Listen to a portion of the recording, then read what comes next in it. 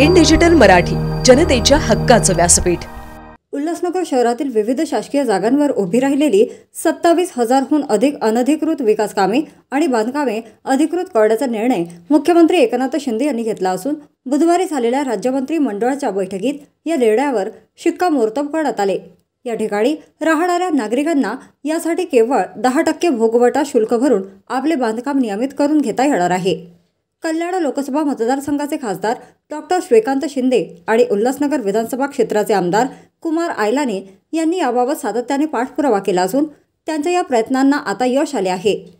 आजपासून उल्हासनगरातील आपले घर अनधिकृत नाही तर अधिकृत झाले आहे। प्रत्येक जण आपल्या हक्काच्या घरात राहणार असल्याचे खासदार डॉक्टर श्रीकांत शिंदे यांनी उल्हासनगरात बोलताना सांगितले। उल्हासनगर शहर निर्वासितांचे शहर म्हणून ओळखले जाते। दुसऱ्या महायुद्धानंतर सैनिकांचे कॅम्प असलेल्या जागेवर निर्वासितांची निवासाची सोय करून देण्यात आली होती। येथील जमीन केंद्र शासनाची असल्याने व निर्वासितांना त्यातील भूखंड द्यायचे नसल्याने निर्वासित इसम नुकसान भरपाई व पुनर्विकास कायदा 1954 अस्तित्वात आला। यावर्षी शहराचे नामकरण उल्हासनगर झाल्यानंतर भूखंड या कायद्यान्वये देण्यात आले होते। तर 13.4 चौरस किलोमीटर क्षेत्र असलेल्या उल्हासनगर शहरामध्ये लोकसंख्या सद्यस्थितीत 8 लाखांच्या आसपास आहे। शहर वसले तेव्हाचे कुटुंब मोठे झाल्याने जागेची कमतरता भासत गेली आणि हळूहळू प्रत्येक कुटुंबाने त्यांच्या बाजूची जमीन अतिक्रमित करीत गेले। ही गंभीर स्वरूपाची बाब लक्षात घेता सन 2006ला उल्हासनगर शहरातील अनधिकृत विकास कामे नियमाधीन करणे हा कायदा अस्तित्वात आला। यावेळेस प्रशमन शुल्क 2006च्या वार्षिक दर सूचीनुसार अंदाजे 40% म्हणजेच त्यावेळेच्या वार्षिक दर सूचीप्रमाणे रुपये 2600 होते। त्याचे 40% रुपये 1040 प्रति चौरस मीटर प्रमाणे भरावयाचे होते। तसेच शासकीय जमिनीचे भोगवटा शुल्क वार्षिक दर सूचीच्या दराने म्हणजेच त्यावेळेसचे रुपये 2600 प्रति चौरस मीटर प्रमाणे भरावयाचे होते। यावेळी अनधिकृत बांधकाम नियमित करण्यासाठी एवढा मोठा शुल्क भरणे शक्य नव्हते। त्यामुळे हजारोंच्या संख्येने प्रकरणे प्रलंबित राहिली, त्यावर कारवाई झाली नाही किंवा ज्यांना प्रशमन शुल्क व भोगवटा शुल्क भरण्याबाबत नोटिसा दिल्या तेव्हाचे शुल्क खूप जास्त होत असल्याचे सांगून अनधिकृत विकास कामे नियमाधीन करण्यासाठी प्रतिसाद मिळाला नाही। नियमितीकरणाचा प्रश्न गंभीर असतानाच कित्येक नागरिकांच्या इमारती पडक्या स्वरूपाच्या झाल्या। या सर्व इमारतींचा पुनर्विकास करणे देखील गरजेचे असल्याचे ओळखून या बांधकामांना अधिकृत करण्यासाठी खासदार डॉक्टर श्रीकांत शिंदे आणि उल्हासनगर विधानसभा क्षेत्राचे आमदार कुमार आयलानी यांनी शासन दरबारी वेळोवेळी पाठपुरावा केला होता। सातत्याने बैठका, पत्रव्यवहार यांद्वारे गेल्या अनेक वर्षांपासून त्यांनी यासाठी पाठपुरावा केला होता। त्यांच्या या पाठपुराव्याला यश आले असून शहरातील या शासकीय जमिनीवर गेले अनेक वर्ष उभे असलेल्या या अनधिकृत बांधकामांना अधिकृत करण्याचा निर्णय बुधवारी झालेल्या मंत्रिमंडळ बैठकीत घेतला। तर या सर्व अधिकृत इमारतीमध्ये राहणाऱ्या रहिवाशांना फक्त 10% भोगवटा शुल्क भरून बांधकाम नियमित करून घेता येणार आहे। यामुळे लाखो उल्हासनगर वासियांना दिलासा मिळाला आहे। 1 जानेवारी 2005 पूर्वी 4 पेक्षा जास्त FSI वापरला गेला। त्या अनधिकृत इमारती नियमाधीन करण्याचा प्रस्ताव नामंजूर करण्यात आला होता। यावर उपाय शोधत प्रोटेक्टेड FSIची संकल्पना पुढे आली आणि 4+ ॲन्सिलरी 60% असा 6.4 FSI वापरलेल्या इमारतींचा प्रोटेक्टेड FSI म्हणून जाहीर करण्यात यावा असा निर्णय शासनाने घेतला। तसेच भोगवटा शुल्क आता एकदम कमी करून वार्षिक दर सूचीच्या 10% दराने आकारून जमीन नियमित कराव्यात असा निर्णय मंत्रिमंडळ बैठकीत घेण्यात आला आहे। तसेच हे भोगवटा शुल्क भरण्यासाठी आता ठाणे जिल्हाधिकारी यांच्याकडे जाण्याची आवश्यकता नसून याचा अधिकार उल्हासनगर महापालिका आयुक्त यांना देण्यात आल्याचा निर्णय घेतलेला आहे। आणि त्याचबरोबर माननीय मुख्यमंत्री उपमुख्यमंत्री महोदयांनी या उल्हासनगरसाठी सगळ्यात मोठा निर्णय जो आहे हा रेग्युलरायझेशनचा घेतला।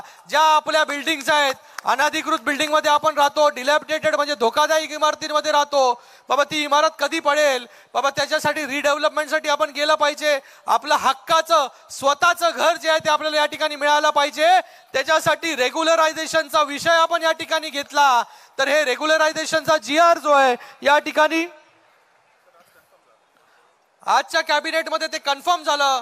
उद्यापासून आपण ज्या ज्या इमारतीमध्ये राहतोय हे स्वतःचं घर म्हणून आपण जे आहे आजपासून आपण अनधिकृत नाही, आजपासून आपण अधिकृत जे आहे हे आपलं सगळ्यांचं घर त्या ठिकाणी आहे। आणि भविष्यामध्ये रिडेव्हलपमेंटच्या माध्यमाने आपल्याला जे आहे ते त्या ठिकाणी चांगल्या इमारतीमध्ये जे आहे ते त्या ठिकाणी डेव्हलपरला घेऊन त्या ठिकाणी जाता येईल, चांगलं घर जे आहे स्वतःचं त्या ठिकाणी मिळेल, स्वप्न जे आहे घराचं आपल्या सगळ्यांचं येणाऱ्या काही वर्षांमध्ये जे आहे हे त्या ठिकाणी पूर्ण होईल आणि हे स्वप्न पूर्ण करण्याचं काम माननीय मुख्यमंत्री एकनाथजी शिंदे साहेब, उपमुख्यमंत्री देवेंद्र फडणवीस साहेब आणि अजितदादा यांनी केलेलं आहे. त्यांच्यासाठी जोरदार टाळ्या जे आहेत त्या आपण या ठिकाणी वाजवल्या पाहिजे, कारण की प्रत्येकाचं स्वप्न असतं आपलं स्वतःचं चांगलं देखणं अधिकृत घर त्या ठिकाणी असलं पाहिजे.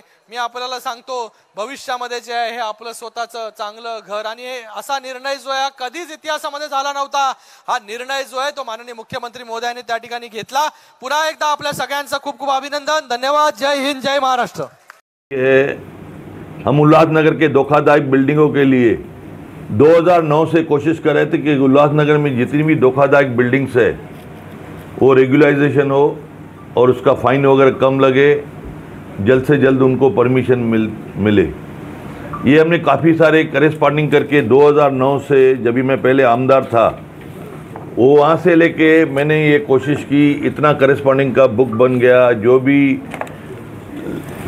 ये कैबिनेट की मीटिंग होती थी या हमारे विधानसभा में मीटिंग होती थी, मैं लक्ष्यवेधी लगाता था कि हमारे उल्लासनगर में धोखादायक बिल्डिंग को रेगुलाइज किया जाए.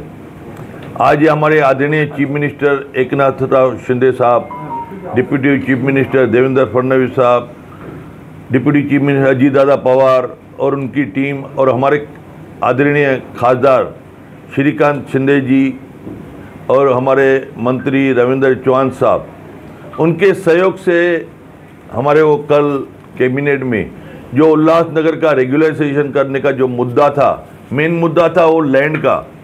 हमने इस विषय में काफ़ी सारे जीआर भी निकले, 2-4 जीआर निकले कि उल्लासनगर की बिल्डिंग रेगुलाइज हो गई, लेकिन उसमें कहाँ ना कहाँ खामियां रहती थी.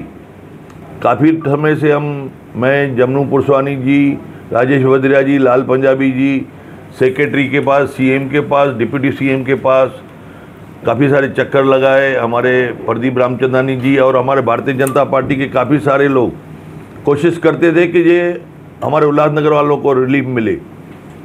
आज हमारा दिन अच्छा आ गया. जो लाखों लोगों को उल्लासनगर में हमारे पूरी कैबिनेट ने कल जो 10% की रेडी रिकनर का जीआर मंजूर किया है, जो रेट जो उल्लासनगर के लैंड का 10% होगा, जो ऑफिशियली उल्लासनगर का रेट रेगुलेशन का रेट होगा, उसका 10% लगा जाए, जिसमें लाखों लोगों को करोड़ों रुपए का शहर को फ़ायदा मिलेगा.